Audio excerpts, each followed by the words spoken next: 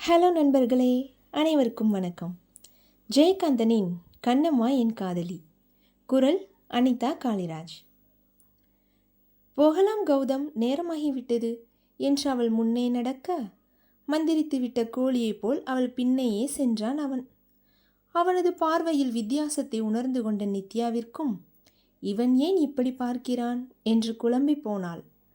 அவனோடு காரில் ஏறி அமர்ந்த பின்பும் அமைதியாக வருபவனை அவளும் எதுவும் கூறவில்லை. விருந்து நடைபெறும் இடத்தில் அவர்களுக்கு தெரிந்த நிறைய பேர் வருகை தந்திருக்க அவர்களுடன் ஒன்றி போனாள் நித்யா. அவளுக்கு சற்று தொலைவில் நின்று மற்ற ஆண்களுடன் உரையாடலில் ஈடுபட்டிருந்தாலும் கௌதமனின் கண்கள் நித்யாவையே சுற்றியது.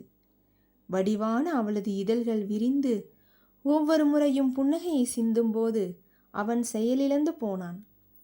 இங்கும் அங்கும் துருதுருவென நடனமாடிக்கொண்டிருந்த அவளது கருவிழிகள் அவன் கண்களை ஒருமுறை தீண்டிச் சென்றாலும் அவன் தடுமாறி போனான்.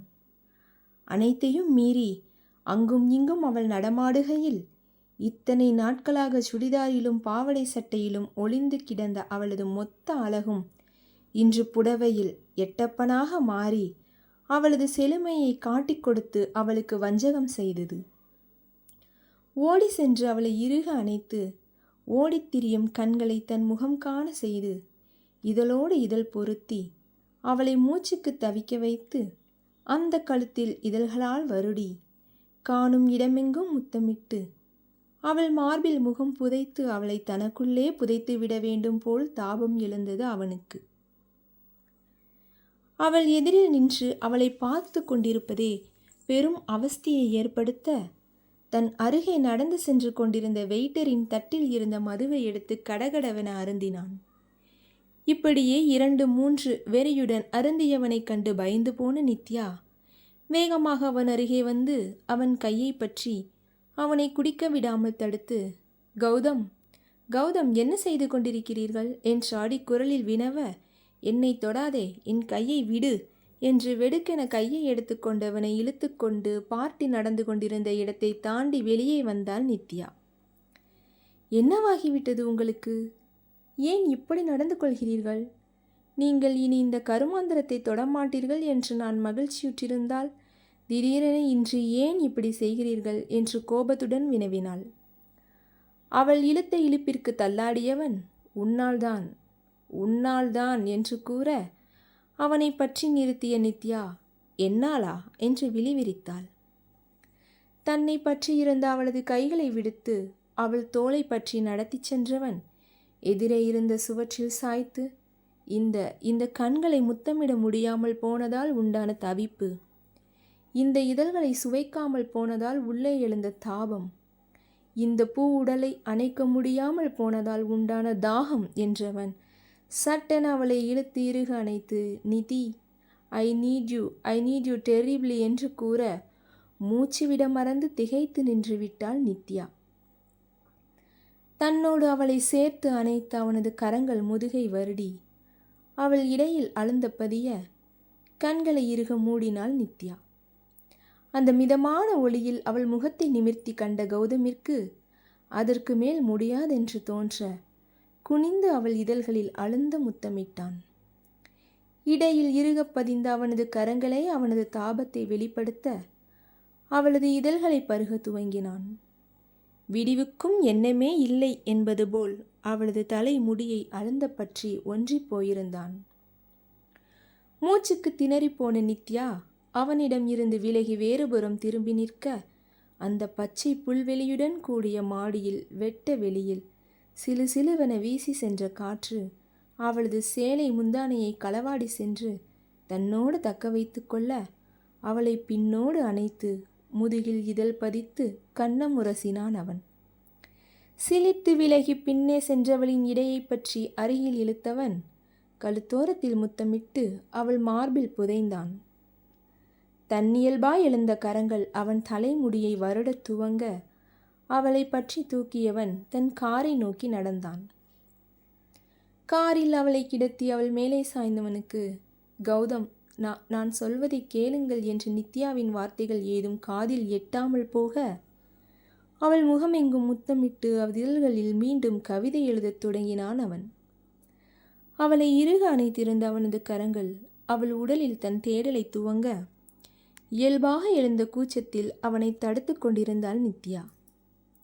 நிதி நிதி என்ன அவன் கொஞ்சல்களிலும் தீண்டல்களிலும் முழுதாக தன்னை இழந்து போன நித்யா தனது சேலையை விலக்கி அவன் தன் மார்பில் முகம் புதைத்தபோது தன்னை கட்டுப்படுத்தி கொள்ள முடியாது போனாள். இடையே இறுக்கிய அவனது கரங்கள் நித்யா நித்யா என்ற கொஞ்சலோடு மேலும் மேலும் முன்னேற துவங்க, அவனை தடுக்க தோன்றாமல் தடுக்க முடியாமல் தானும் சொக்கி போனாள் நித்யா. அவனது ஒரு முத்தத்திற்காகவும் ஒரு அணைப்பிற்காகவும் வெகுவாக ஏங்கி போயிருந்த அவளுக்கு அவனது ஆசையும் தாபமும் மோகமும் கிளர்ச்சியை ஏற்படுத்தியது. இந்த 4 நாட்களாக அவனை சீண்டி உரசி உசுப்பேற்றி அவனது மோகத்தை அதிகப்படுத்தியவளை தண்டிப்பதைப் போல் அவளை ஆக்கிரமித்து கொண்டிருந்தான் கௌதம் பிரபாகரன். தோகை விரித்தாடும் வண்ண மயிலும் நின் கீதமிசைக்கு துள்ளி ஓடும் புள்ளி மானும் அள்ளிக்குளத்தில் பூத்திருக்கும் தங்க தாமரையும் மோக பார்வை வீசியபடி உன்னை சூழ்ந்து நிற்கும் கோபியர்களும் தவமிருப்பது உன் இருவிழி பார்வைக்காகத்தானடா கண்ணா. மோகம் தீர வேண்டி தாகம் தீர்க்க நினைத்து எதை பற்றிய சிந்தனையும் இல்லாமல் மதுவின் போதையில் சுய நினைவின்றி அவளை தன்னோடு இணைத்து விடும் வெறியில் மேலும் மேலும் முன்னேறி கொண்டிருந்த கௌதமை தடுக்க சக்தியற்று வீழ்ந்து போனாள் நித்யா. காரணம், காமத்தோடு கலந்து அவள் மீது அவன் கொண்ட காதலும் அங்கே அரங்கேறி கொண்டிருந்ததால். நித்யா நிதி என கொஞ்சல்களுக்கு மத்தியில் அவன் அளித்த முத்தங்களும் எங்கே விலகி சென்று விடுவாளோ என்கிற பயத்தில் அவளை இறுகப் பற்றி இருந்த அவனது கைகளும் அவனது வேகமும் துடிப்பும் காதலும் மோகமும் அவளை செயலிழக்க செய்ததென்னவோ உண்மைதான். அவன் தன்னை விரும்பவே இல்லையோ என்கிற மனோபாவத்திற்கு வந்து எப்படியேனும் அவனுடன் தன் வாழ்வை பிணைத்துவிட வேண்டும் என்கிற பயத்தில் நாட்களை கடத்தி கொண்டிருந்தவள் அவள். அதிலும் கடைசி 2 வாரமாக காரணமின்றி அவள் இடமிருந்து விலகி சென்று கொண்டிருக்கும் அவனது மனநிலையை அறிய முடியாமல் தவித்து கொண்டிருந்தவளுக்கு இன்று அவன் குடிபோதையில் திடீரென அவளை அணைத்ததும் அவளை தீண்ட வேண்டும் என்கிற தாபம் தன்னை நிம்மதியின்றி அலைக்கழிப்பதாக கூறி முத்தமிடுகையில் முழுவதுமாக சொக்கி போனாள். அவளது காதலன் மனங்கவர் கள்வன் கடந்த 3 ஆண்டுகளாக பெண் வாடையற்று பிரம்மச்சாரியாக வாழ்க்கை நடத்தி கொண்டிருந்தவன். அப்பேற்பட்டவனின் அந்தரங்க எண்ணங்களை தூண்டும் வகையில் தான் அவளது நேசத்திற்கு உரியவளாக இருக்கிறோம் என்பதை நினைக்கிலேயே அவளுக்கு கர்வமும் காதலும் எல்லையற்று போனது. எதை பற்றியும் சிந்திக்க விடாமல் மேலும் மேலும் அவளிடம் தனது தேடலை தொடங்கியவனிடம் வார்த்தைகளற்று அவளும் மயங்கி போனாள். அவன் எல்லை மீறும் சமயம் எங்கிருந்து ஒலித்ததோ அந்த ஹாரன் ஒலி மயக்கத்தில் இருந்து திடுக்கிட்டு விழித்த நித்யாவிற்கு அவன் தன் மீது படர்ந்திருந்தது பயத்தை ஏற்படுத்த கௌதம் கௌதம் என்ன அவனை தன்னிடமிருந்து விலக்க பார்த்தாள். மதுவின் போதையோடு சேர்ந்து மாதுவின் போதையும் சேர்ந்து கொள்ள அவன் இப்போதைக்கு விழிப்பதாகவே இல்லை. அவள் விலக்க எத்தனிக்கையில் அவனது பிடி அதிகமாகியதே தவிர குறையவில்லை. இது வேலைக்கு ஆகாது, இவன் சுய நினைவிலேயே இல்லை என்று எண்ணியவள் தன் பலம் முழுவதையும் திரட்டி அவனை விலக்கி தள்ளி முன் சீட்டுக்கு சென்று விட்டாள்.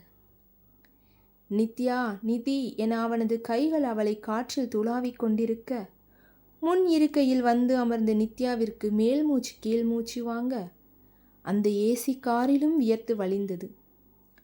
அந்த ஹாரன் ஒளி மட்டும் வந்திராவிடில் என்ன காரியம் செய்திருப்பாள்? என்னதான் அமெரிக்காவில் அழுக்கு கலாச்சாரத்தில் வளர்ந்திருந்தாலும் நாம் இந்தியர்கள் ஒழுக்கத்தை உயிராக கருதும் தமிழ் இனத்தை சேர்ந்தவர்கள் என தந்தை மூச்சுக்கு 300 தடவை கூடி வளர்த்திருந்தார். அப்படிப்பட்ட தந்தையின் வளர்ப்பில் வளர்ந்த மங்கை இன்று எப்பேற்பட்ட தவறை செய்திருப்பாள்? நல்ல வேளை எதுவும் நடக்கும் முன் சுதாரித்தாயிற்று. அமர்ந்திருந்த சீட்டில் பின்னால் சாய்ந்து தன்னை ஆசுவாசப்படுத்தி கொண்டவளை Nithya Nithya I love you Nithya. என் காதலை உன் கண்களை பார்த்து கூட தெரிவிக்க முடியாத கோழையாகி போனேன் நித்யா. நான் உன்னை நேசிக்கிறேன், என் உயிரினும் மேலாக நித்யா. ஐ லவ் யூ என்று கௌதமின் வார்த்தைகள் திடுக்கிட்டு விழிக்க வைத்தது. அவசரமாக திரும்பி அவன் முகம் நோக்கினாள். இடம், பொருள், ஏவல் என அனைத்தும் மறந்து குடிபோதையில் தன்னிலையின்றி சீட்டில் படுத்திருந்தவனா குளற குளற தன் மனதின் குமுறல்களையெல்லாம் வெளிப்படுத்தி கொண்டிருந்தான். நன்றி நண்பர்களே.